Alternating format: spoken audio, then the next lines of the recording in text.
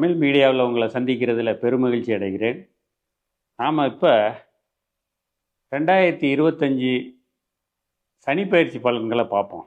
இந்த ஆண்டு 2025ஆம் ஆண்டு மார்ச் மாதம் 29ஆம் தேதி கும்பராசியிலிருந்து மீனராசிக்கு சனி பகவான் பயிற்சி ஆகிறார். பயிற்சிங்கிறது நம்ம சொல்கிறோம், ஆனால் அவங்க 360 டிகிரியில் எப்போதுமே நிற்காமல் சுற்றிக்கிட்டு தான் இருக்காங்க.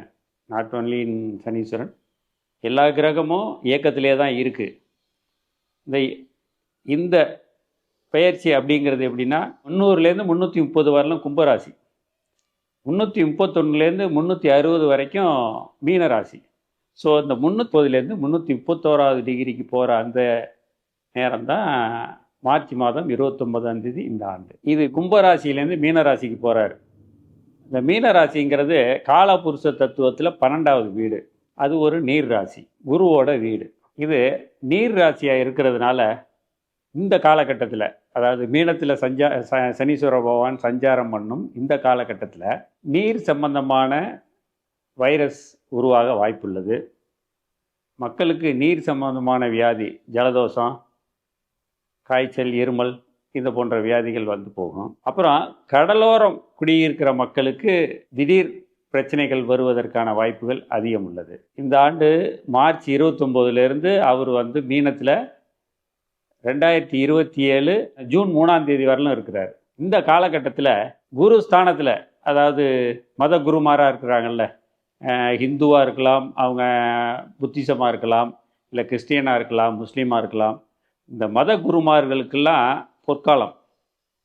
அவர்களுக்கு நல்ல சிறப்புகள் நடைபெறும், நல்ல மரியாதை கிடைக்கும், அவர்களுடைய எல்லா செயல்களுக்கும் ஒரு ரெகக்னைசிங் கிடைக்கும். அதே போல் இந்த காலகட்டத்தில் பாலடைஞ்சிருக்கிற கோவில்கள்லாம் வந்து கும்பாபிஷேகம் நடக்கிறதுக்கு வாய்ப்பு இருக்குது.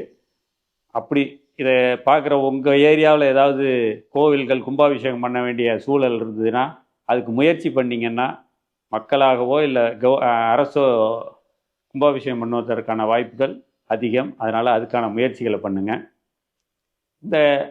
இந்த காலகட்டம் மிகவும் சிறப்பாகவே இருக்கும். அதுலேயும் இது 12ஆம் இடத்துக்கு போகிறதுங்கிறது ஒரு சிறப்பான ஒரு விஷயம். இதில் ரொம்ப முக்கியமாக சூரியன், சனி, ராகு இது கிராஸ் பண்ணுற ஒரு நேரம் இருக்குது இந்த ஆண்டு ஏப்ரல் மாதம். சனியும் சூரியனும் கிளாக் வைஸ் போவாங்க, ராகு உல்டாவா ஆன்டி கிளாக் வைஸ் வர்றவர்.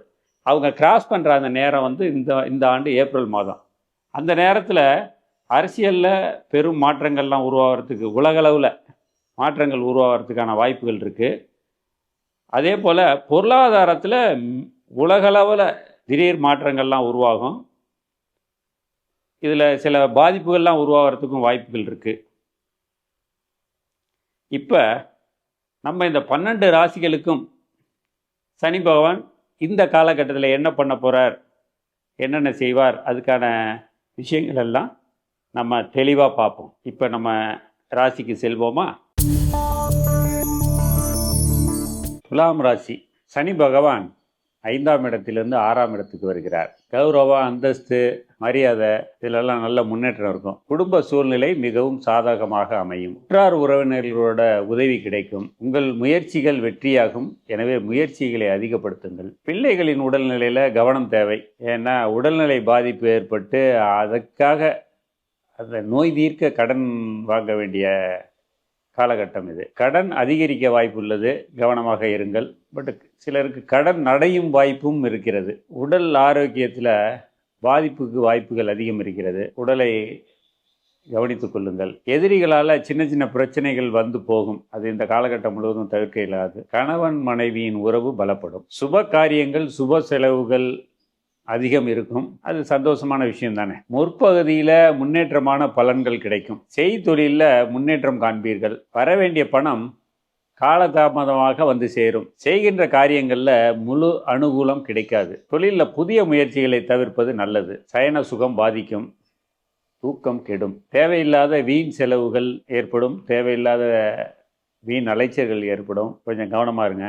முதியோர்களால் செலவும், அதனால சில பிரச்சனைகளும் வரும். பம்பு வழக்குகள் சாதகமாகும். வேலை வாய்ப்பு இல்லாதவருக்கு வேலை வாய்ப்பு கிடைக்கும். அரசு அதிகாரிகளின் நட்பு கிடைத்து அதனால் நல்ல பலன்கள் கிடைக்கும். பொது நிகழ்ச்சிகளில் உங்களுக்கு மாலை மரியாதை கிடைக்கும்.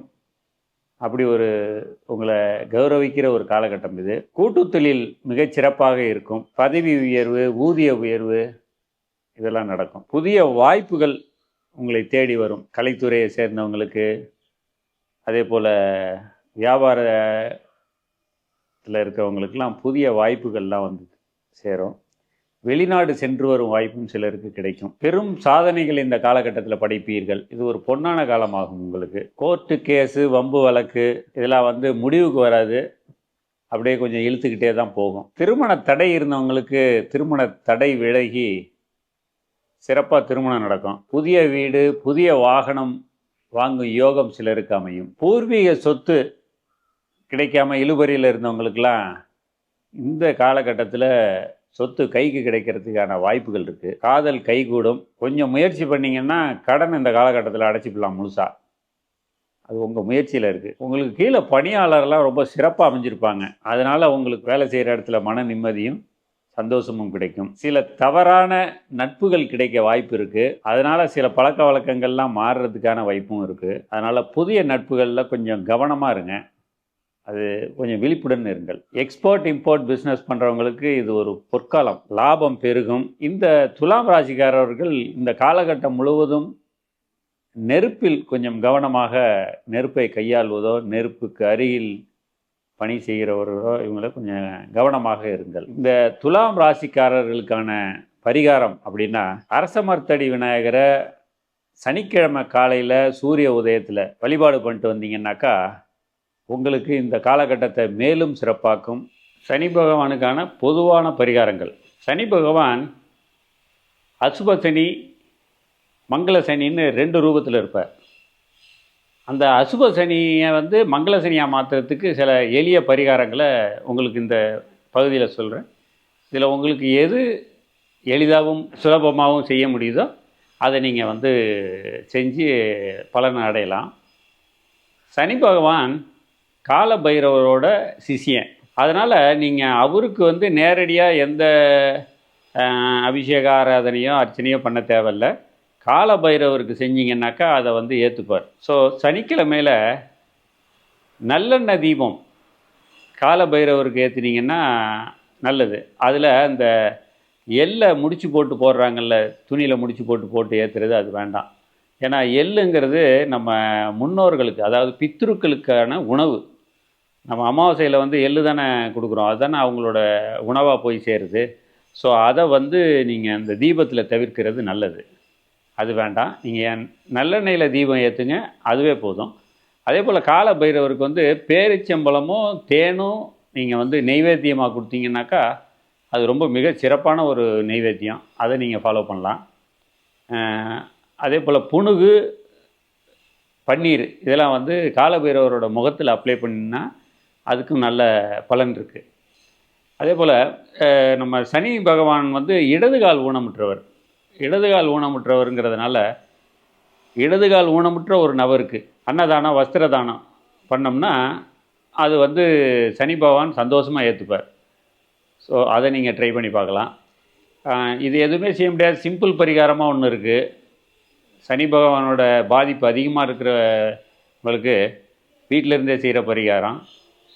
இரவு நேரத்தில் விளக்கெண்ணெயை இடதுகால் கட்டை விரலில் அப்ளை பண்ணிவிட்டு படுத்து தூங்கிடணும். அது சனீஸ்வரனுக்கான மிக சிறந்த பிரீத்தி.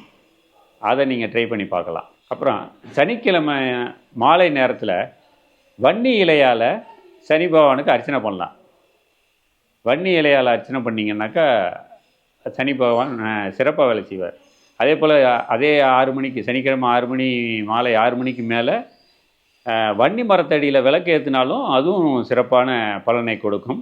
இதெல்லாம் வந்து உங்களுக்கு எக்ஸ்ட்ரா டிப்ஸாகவும், இது எப்போதுமே நீங்கள் ரெகுலராக ஃபாலோ பண்ணலாம். அந்த மாதிரியான ஒரு சிறந்த பரிகாரத்தை பண்ணி நீங்கள் சிறப்புடன் வாழ வாழ்த்துக்கள். நன்றி, வணக்கம்.